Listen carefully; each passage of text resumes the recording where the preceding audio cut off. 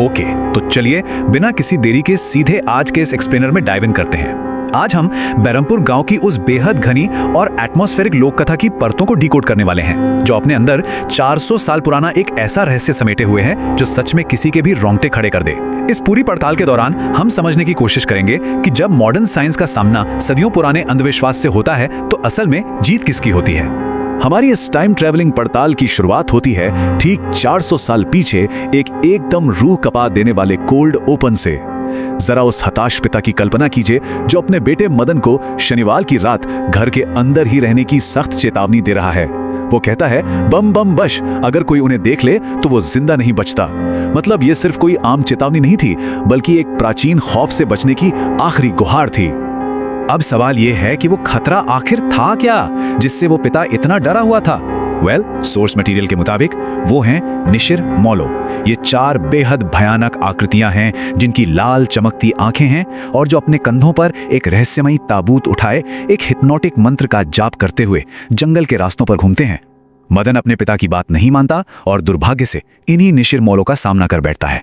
नतीजा, एक बरगद के पेड़ के पास उसकी रहस्यमयी मौत और उसके चेहरे पर जमा हुआ वो खौफनाक डर जो साफ बताता है कि मरने से पहले उसने कुछ बहुत ही भयानक देखा था।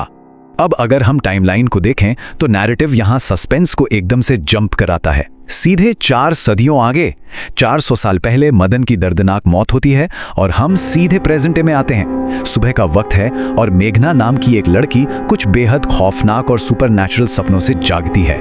और कमाल की बात देखिए, उसी दिन दोपहर में मेघना और उसकी साथी इशिता बहरमपुर के गेट पे खड़ी होती हैं। अचानक से एक ऐतिहासिक त्रासदी सीधे दिल्ली की एक मॉडर्न साइंटिफिक लैब से जुड़ जाती है। तो चलिए आगे बढ़ते हैं भाग 1 की तरफ, द सर्च फॉर मृत्युंजय अमृत। ये दोनों अलग अलग टाइमलाइंस आपस में कैसे टकराती हैं, इसे समझने के लिए हमें अपनी दोनों मॉडर्न लीड्स के बीच के कॉन्ट्रास्ट को देखना होगा।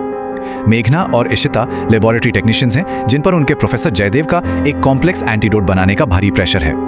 एक तरफ मेघना है जो लगातार एक विशालकाय पक्षी और एक अजीब से पेड़ के डरावने सपने देख रही है जिस पेड़ से हरे रंग का पानी टपक रहा है, इसका कोई लॉजिक नहीं है। और दूसरी तरफ इशिता है जो पूरी तरह से साइंस पर भरोसा करती है। लेकिन दिलचस्प बात यह है कि वो उस एंटीडोट के लिए एक पुरानी लोक कथाओं वाली किताब का सहारा ले रही है। और यहीं पर सबसे क्रूशियल पॉइंट सामने आता है। इशिता की उस प्राचीन किताब में जिस मृत्युंजय अमृत का जिक्र है, एक दुर्लभ हरा तरल पदार्थ जो केवल पूर्णिमा की रात को एक खास पेड़ से टपकता है, वो बिल्कुल वही हरा पानी है जो मेघना अपने डरावने सपनों में लगातार देख रही है। मतलब ये महज कोई इत्तेफाक नहीं हो सकता, राइट? इसी चौंकाने वाली सिमिलैरिटी की वजह से वो दोनों तुरंत अपने बैग पैक करती हैं और इस अमृत की तलाश में बहरमपुर गांव निकल पड़ती हैं। लेकिन जैसे ही वो बहरमपुर की बाउंड्री क्रॉस करती हैं, बूम, माहौल पूरी तरह से बदल जाता है।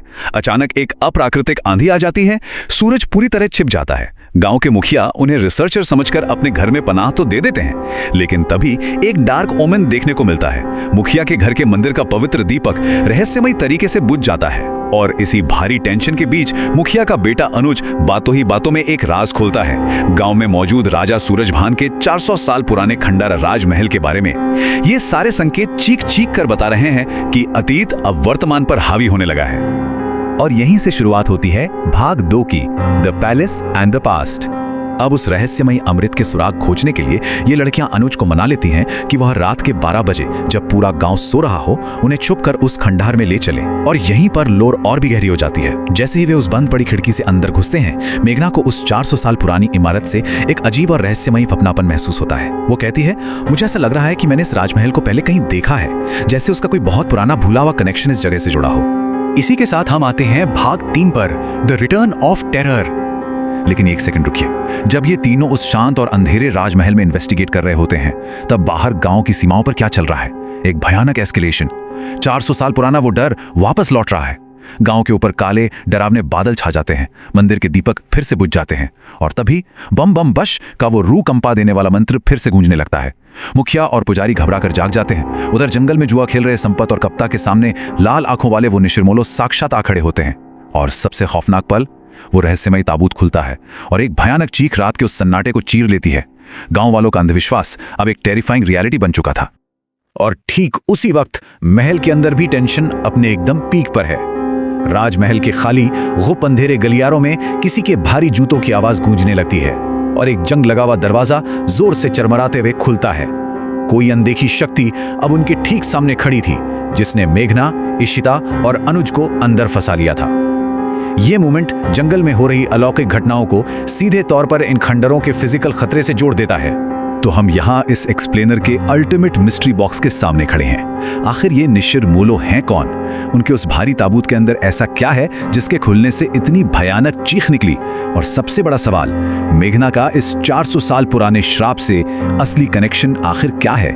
ये सारे सवाल हमें ये सोचने पर मजबूर कर देते हैं कि क्या एक मॉडर्न साइंटिफिक खोज इस प्राचीन खौफ के सामने टिक पाएगी, या फिर कुछ रहस्य ऐसे होते हैं जिन्हें हमेशा के लिए दफन ही रहने देना चाहिए।